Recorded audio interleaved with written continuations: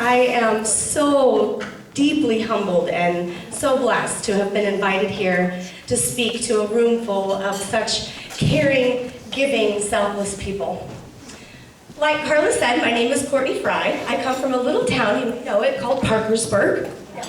I live there with my husband of 22 years and my youngest daughter, Samantha, who is 17. I have 2 grown children, both in college, and I'm the proud grandmother, like she said, of 2 amazing little granddaughters. I've spent the last 20 years advocating, speaking, and writing on behalf of women's issues, namely trauma, abuse, adoption, and single parenting. When I told my husband, James, everybody wave to James, hi honey, that I had been invited to come speak to you today, the first thing he said was, Courtney, how outside of the box are you going to be this time? I promise I'm going to be good today. You see, I'm known as somewhat of a fairly flamboyant, outside of the box thinker. I appreciate the truth and feel that it has power. I don't skirt the issues. In fact, I have found the elephant in the room and danced with him, and it turns out he's a fairly good dancer. I have done my fair share of volunteering in the past. I am also the founder and CEO of several nonprofit organizations, one that seeks to serve single parenting, and the other that is a nationwide organization that travels and does events on adoption-related issues. From all sides, I've seen one undeniable truth, and that is when we seek to serve others, we find true contentment and joy.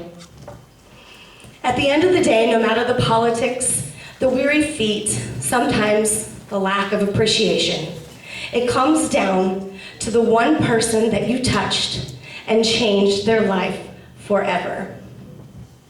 I typically don't start my speeches off this way, but I have to tell you, I was really emotional trying to come up with the words I felt you deserved to hear today. So it was to my surprise when my 2-year-old granddaughter was in the playroom, which I share as an office space as well, and I was in the kitchen and all of a sudden I hear, Gigi, Gigi, that's what she calls me. I come running into the playroom, and there she is, sitting on my office chair with her little legs dangling down and her little pudgy hands up on my laptop, which I typically close when I know they're coming over. And she's typing away, and she's so excited and so happy. And I get a little bit closer, and I realize she didn't like the speech I had written for you today. She was typing away and also had found, to my disgust, the delete key. And of course, I was using Google Drive, so I did not have it saved to my hard drive. So thanks to my granddaughter, who didn't think I had written a good enough speech, I had just the other night had to rewrite the words that I wanted to say to you. But I think it was divine, because I think this one is going to be much better. I want to start out by telling you a story. It's not an easy story for me to tell, and it may not be easy to hear, but I believe that it's relevant here today with what you do. My best friend of 26 years is dying. She suffers from stage 4 bladder cancer and has been suffering for 3 long years. She's been in and out of hospitals and doctor visits so many times we've lost count.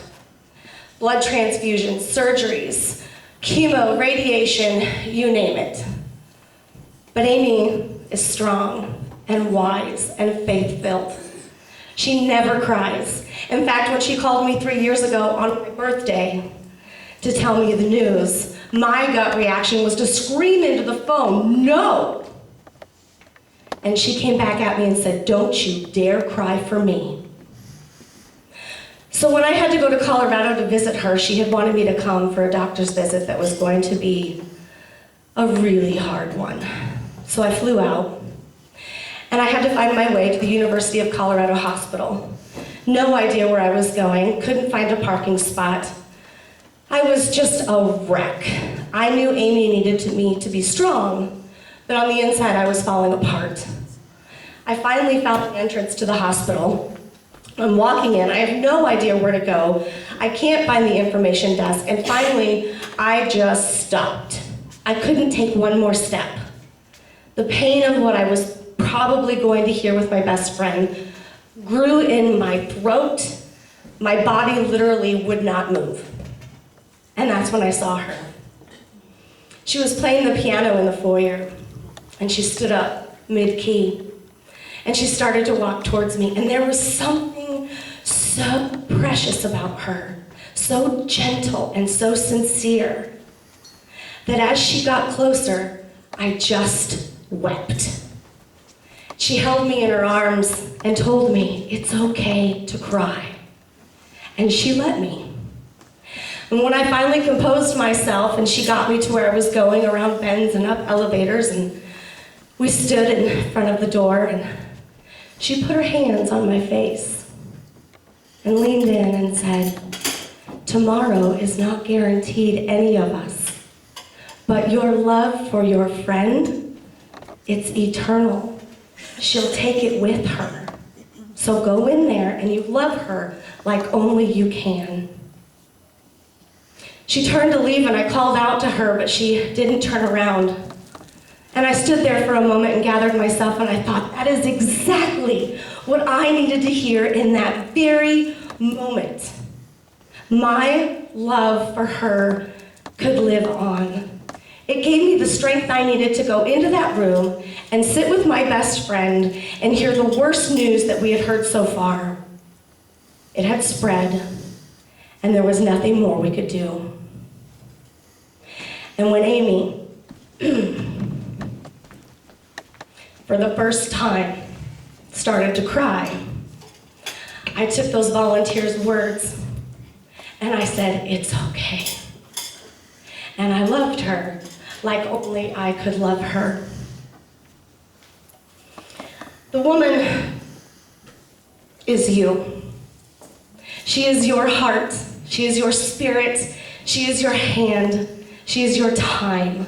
She is the epitome of what it means to give so freely of yourself that you literally shape and change lives. I often wonder about her. I wonder if she knows what she did reaches far more than that moment in that foyer when she met me in the middle of my pain. I wonder if somebody said to her, "Thank you for changing my day and ultimately how I handled the world around me." And I wonder about all of you. When was the last time someone told you, "Thank you for what you do"? You have literally gone above and beyond simply by having the courage to give of yourself. Nothing is ever in vain. I believe that there is purpose in everything we do. There is a reason you serve, and a reason certain people are brought to you on certain days for certain moments, to you, for your value, for what you have to offer, for what you might say, even the way you might smile. We have the power as volunteers to change lives, to shift moments, to heal hearts. Your value and your worth, when coupled with your service and your outpouring of love, literally can shift time. I speak and write all the time about passion leading to purpose. And I get people that come up to me after a speech and they say, "Courtney, that sounded great, but I don't know what I'm passionate about." And I tell them to do one thing: go volunteer. If you do one thing in service without asking anything in return, you will find yourself. I tell them for two reasons to volunteer. One is because we are innately selfish. We are. I hate to say it, I am. We really only do things because we believe we're going to get something in return. So when we volunteer and serve and give of ourselves, we are revealing the best sense of who we are. Doing volunteer work is unselfish. It changes the way we see the world, and it allows us to truly know our own value by giving what only we have to offer. Secondly, I do this because it teaches people the value of true reward. True reward is the gift of creating an eternal self. People ask me all the time, how can I write novels that are memoirs and include such devastating trauma? Why would I put my life out there for other people to read and see? Was I not afraid of the repercussions? Do I care what people think about me? I wrote my novels because it is so important to me that nothing we go through is in vain. We take every experience, every trauma, every issue, and we can turn it around for a greater good. The reward for doing that isn't instant gratification. We don't always get a pat on the back and a good job, well done. It is the effect over time that we have on the world and the people that are put into our lives for a reason. True reward is knowing our stories, our truth, and not being afraid to lend our lessons to others in the service of love. Maybe you're sitting here thinking, Courtney, I don't have a story like you and Amy and the piano player. And I don't know, does my service work truly show my passion? The answer to that is absolutely yes. No matter how small a moment, no matter how minuscule you think you are making a difference, you are the effect of what that person is sensing and feeling and receiving from you. The truth is, volunteering isn't easy. It's hard work. Sometimes it can be monotonous, licking envelopes or stuffing things, but you're so valuable. Sometimes it can feel mundane. It can feel amateur. In fact, overheard at the World Volunteer Conference Center last year, a man was standing behind two women in front of him, and one says to the other, "Do you realize how most volunteers are all amateurs?" And the other woman looked at her and said, "Oh, honey, do you realize that amateurs built Noah's Ark and professionals built the Titanic?" The other story that I love to tell, especially in service work, really speaks to nothing is ever as it seems. Sometimes when you're serving people, you don't know their stories. You're simply there to love and offer support and help. And they don't know your story. But there is so much going on between you. But nothing is ever as it seems. There were two angels that came down to earth, one older and one younger. And after a long day, they decided to stop for the night, and they found this beautiful mansion. And they knocked on the ornate door, and a man answered very gruffly. And he said, "What do you want?" And the angel said, "Sir, I apologize. We're very tired and weary and need a place to stay." And the man outright refused. Thankfully, his wife came to the door and said, "Oh dear, let him sleep in the cellar out back." So they bed down that night in the cold, dark, dusty cement room, and the other angel looked over to see the older angel performing a minor miracle. He was repairing one of the cement walls that was caving in. So what are you doing that for? These people don't deserve you to perform miracles. They're selfish. And the angel said, "Nothing is ever as it seems." So the next day, they traveled and they came to another place to stay for the night, a little cottage in the middle of nowhere. It was run down, and the closer they got, they noticed that the door was barely off the hinges and the windows were cracked. And they knocked on the door, and a farmer and his wife answered. And they were full of smiles, and they were jovial and kind. "Please come in, eat the rest of our dinner, sleep in our bed." And that night they slept better than they ever had. In the morning, when they woke up to leave, they were passing by the window, and they saw the farmer and his wife out in the field, grieving and mourning the loss of their only cow. And as they walked down the road, the younger angel got really upset with the older angel and said, "You know, I don't get you. The other night you performed a miracle for people who didn't even deserve it, and yet today you did nothing for these kind, selfless people who needed your help." And the older angel said, "The other night, while you were sleeping and I performed the miracle on the cement wall, I noticed there was a treasure behind it, filled with riches, gold and silver. So I fixed the wall because I knew that great wealth in the hands of those people would do our world no good. And last night, while you slept, the angel of death came to visit the farmer to take his wife. I convinced him instead to take the cow." So you see, nothing is ever as it seems. In your volunteer work, you have no idea what's going on in those people's lives and how powerful and impactful your smile, your touch, the way you speak, it is so unique to what you have to offer. You have no idea what you're doing for them. I also belong to a support group for mental health awareness, and it's a fairly large group. And I thought, I wonder if there's any really neat stories about service work. So I sent an email out to the director, and I said, see if anybody has any really neat service-related stories. And I got a letter back from a lady named Stacy, I'm sorry.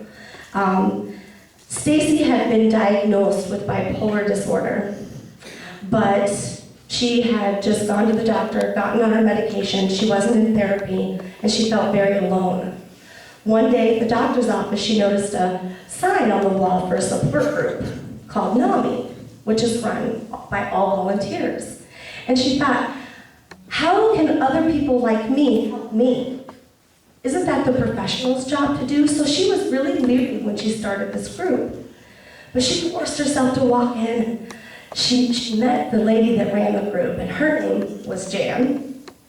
And Jan made her feel welcome and like she belonged there. And, however, Stacy said in her letter to me, she said, it took a few months to warm up to the group because I had trust issues and insecurities. Jan would constantly try to pull me out of my shell, and I would always bite back at her saying, I'm not ready. Leave me alone. But Jan wouldn't give up. She went so far as to go to Stacy's house, offer to buy her groceries, offer to clean with her, offer to cook her meals, and the whole time Stacy would just, why are you doing this? I don't need your help. I don't want your help. Jan kept going, and finally one day she showed up to cook her dinner. And she said, I've had it, this is enough. I don't need your help. She said, no, just let me cook you dinner. So she sat at the stove cooking, and she started humming and singing. And Stacy finally had it. She said, stop it. Why are you so happy all the time? And Jan realized this was her moment. She looked over at Stacy and she said, honey, you're not the only one with problems. The truth is, my mother died a very miserable, painful death. She'd been diagnosed schizophrenic for about 20 years, never went to the doctor, never took her medication, and she would never let me help her. So what I do is I turn that around and I help others because that helps me to make sense of what happened, and it gives my life purpose and meaning. So finally, Stacy looks at Jan. She's become real to her. And it was at that moment that she realized that she could connect with her. She shared her story. She didn't have to, but she was finally able to say, this is why I'm here, and this is why I'm helping you. Since then, Stacy's founded the support group for almost 8 months. She writes in her letter, Jan's become my advocate. I can manage my illness better, and I owe her the emotional healing and freedom I've gained. Without Jan and the volunteers at NAMI, I would be devastatingly stuck. So you see, nothing is ever as it seems. Just like Jan, she was able to take a terrible outcome and turn it around and use it for good and create purpose from something very painful. Your story, your experience, your truth has the power to change lives too. Initially, they may not see it, and you may not know it, but I guarantee that it happens. Jan refusing to give up on Stacy wasn't just about her willing herself to serve a greater good. It was about her working out her eternal self. She was able to take passion and turn it to purpose. I also discovered when I was doing some research, Drake University did a study, 22 pages long. I did not read the whole thing. And it says in there that 70% of volunteers who work a minimum of 5 years, not together, but over your lifetime. So if you volunteered for 5 years in your lifetime, you will live 30% longer than your non-volunteering counterparts. So not only are you living passionate, purposeful, courageous lives, you get to live longer. That'll make you volunteer. The article goes on to say that not only can you live longer, but you are more passionate, more empathetic, more trustworthy, more able to get a promotion if you're working, and less likely to engage in self-sabotaging behaviors. Simply put, some of you are laughing, so I don't know if that's true for all of you. Simply put, passion can lead to purpose and longer living and true connection to who you are and the world around you. Consider yourselves at the top of your game. You are invested in your worth, you are valuable, you seek to flourish and thrive while changing the world around you, one person, one task at a time. You remember my story about Amy. After the doctor's visit, we went back downstairs to the foyer, and I wanted her to meet my piano player. So I wheeled her down by the piano, and she stood up, said, "I want you to meet Amy." She leaned down and gave her a hug. And I couldn't help but ask, "How did you know exactly what I needed to hear today?"